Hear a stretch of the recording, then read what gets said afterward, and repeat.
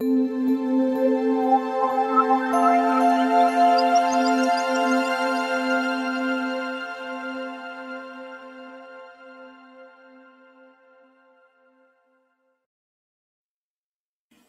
que le Ashtanga Yoga?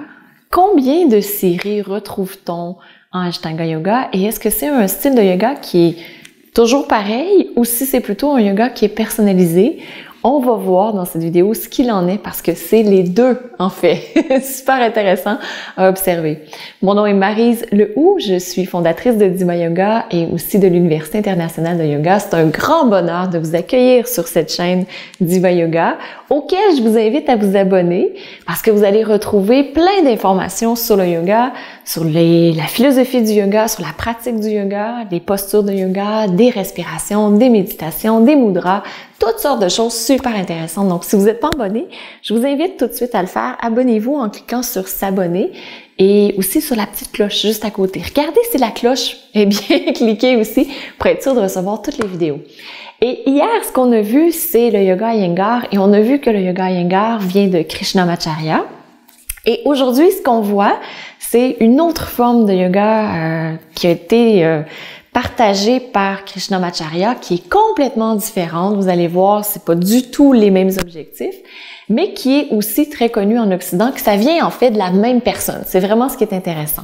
Le yoga Ashtanga a été popularisé par Pattabhi Jois, donc un pratiquant de longue date, et lui, il a appris ce yoga auprès de Krishnamacharya, alors que c'était un jeune homme fringant, comme beaucoup de jeunes hommes à cet âge-là, et son énergie avait besoin d'être canalisée. Donc, c'est pour cette raison que Krishnamacharya lui a proposé ce type de yoga.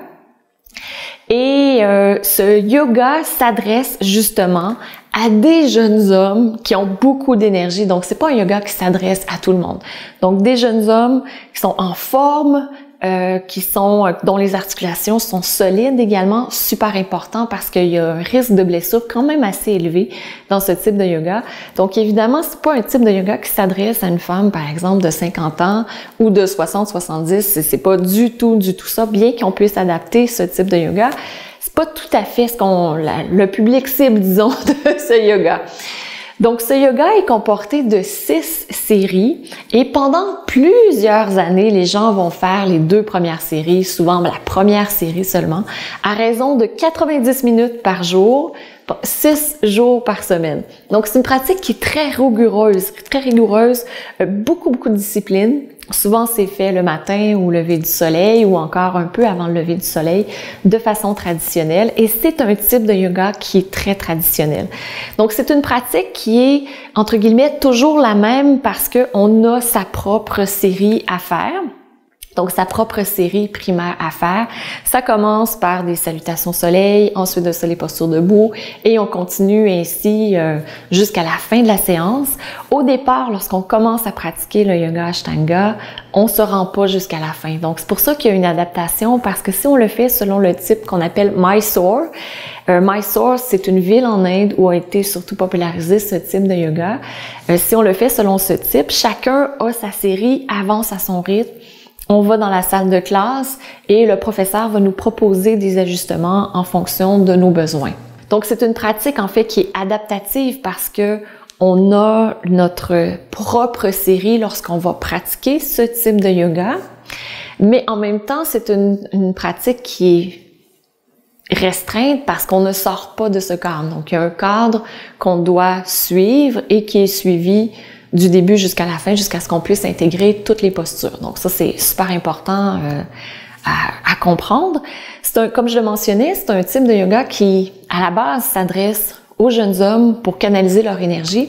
Maintenant, il y a des hommes, il y a des gens qui pratiquent là, jusqu'à 50, 60 ans à peu près, mais qui ont commencé quand même très jeunes. Mais d'habitude, c'est un type de yoga qu'on va délaisser pour pouvoir l'adapter et faire un autre type de pratique par la suite qui devient plus adapté à nous parce que le corps change avec les années. C'est fait comme ça. Et personnellement, j'ai essayé plusieurs fois de faire ce type de pratique. La difficulté pour moi, c'est pas que j'étais une femme, c'est parce que c'est un type de yoga où on est en vinyasa. Donc les vinyasas, ce que ça veut dire, c'est un type d'enchaînement qui est continu, où on va coordonner le mouvement avec la respiration. Ça, c'est super. Ça va bien. Mais pour moi, c'était trop rapide parce qu'on fait un mouvement, une respiration. Et après 15 minutes, 30 minutes, moi, personnellement, j'avais la tête qui tournait parce que j'ai déjà un peu d'air dans mon corps. Puis ça, d'être en mouvement continuellement comme ça faisait encore plus d'air et ça me déstabilisait. Donc, ce type de yoga s'adresse pas à des gens Vata comme moi. Comme on a vu avec Iyengar, ça s'adresse à ce type de personnes. C'est super bon, ça l'amène de la structure, c'est excellent. Mais ça s'adresse pas nécessairement aux Vata. Les gens qui seront le plus attirés, c'est les gens qui sont compétitifs, encore une fois, qui veulent aller dans l'endurance, parce que ce sont des séries de postures qui amènent beaucoup d'endurance. Mais en fait, la meilleure personne pour faire ce type de yoga, c'est plutôt le type Kapha, qui a de la difficulté à partir, mais qui a énormément, une grande réserve d'énergie, qui a besoin de l'utiliser. On reconnaît les Kapha parce qu'ils sont souvent un peu plus enveloppés, puis sont super connectés à la terre. Tout va bien. Ils ont de la difficulté à partir, mais une fois partis, ils sont plus arrêtables. Donc, ça s'adresse beaucoup plus à ce type de personnes pour bouger de façon continue et avoir une rigueur, une routine et utiliser cette énergie qui est à l'intérieur d'eux. Donc, super adapté pour Kapha. Il y a quelques éléments qu'on retrouve dans une pratique d'Ashtanga qui est importante. Donc, on a les salutations soleil. On a aussi ce qu'on appelle la respiration Ujjayi, donc une respiration là, où on sonne un peu comme le son de l'océan. Donc, cette respiration qui va nous guider tout le long. La coordination du mouvement avec la respiration est également super importante dans ce type de pratique. Une autre chose qui est importante dans cette philosophie, c'est l'élimination de toxines. Donc, avec la respiration, avec le mouvement, il y a une grande élimination de toxines qui se fait. Donc, ça aussi, c'est un point super positif. Généralement, c'est pas pour tous, là, j'ai vu des gens pour qui ça fonctionnait pas, mais généralement, la souplesse va augmenter. La force va augmenter aussi. La rigueur, la discipline va augmenter également. Donc, ce sont des beaux bienfaits de cette pratique. Lorsqu'on le fait avec les séries primaires, on est beaucoup plus avec les asanas, les postures de yoga, pranayama, les techniques de respiration. Et c'est seulement beaucoup plus tard qu'on va voir les techniques de méditation, qu'on va les inclure. L'introversion des sens se fait évidemment sous Shavasana, donc la posture d'intégration.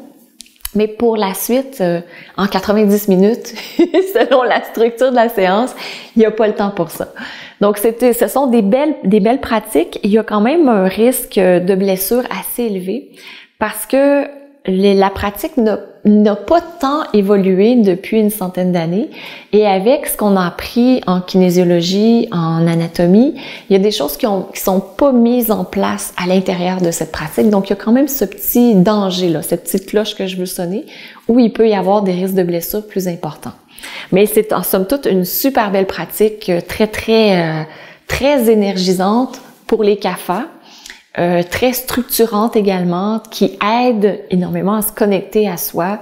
Moi, j'ai pu voir des gens qui pratiquent l'Ashtanga, c'est de toute beauté également, de voir leur évolution personnelle, c'est vraiment super. Donc, si vous êtes dans cette catégorie de gens qui êtes quand même fait fort, solide et qui ont besoin d'utiliser l'énergie qu'ils ont à l'intérieur, qui veulent aller chercher une structure musculaire, superbe pratique de yoga pour ça. Personnellement, j'ajouterais certaines petites adaptations là pour éviter les blessures, mais magnifique série de séquences de yoga qui peut être pratiquée pour les gens pour qui c'est approprié. Et demain, qu'est-ce qu'on va voir? On va voir une pratique qui ressort, qui vient de l'Ashtanga Yoga en fait, et qui a émergé, donc pratique du Power Yoga, qu'on voit encore une fois là dans la description des cours, puis on se dit ça, est-ce que c'est fait pour moi? Donc on va voir ce qu'est le Power Yoga, d'où ça vient, le Vinyasa Yoga aussi, pour comprendre ce que veut dire le mot Vinyasa. On voit ça demain.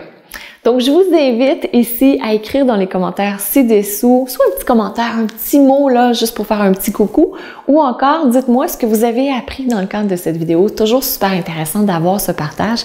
Puis les gens qui vont arriver sur la vidéo, puis qui vont voir les commentaires, vont se dire « Ah oui, j'ai envie d'en apprendre plus ». Donc, ça permet la transmission de la connaissance sur YouTube. C'est comme ça que ça fonctionne sur YouTube.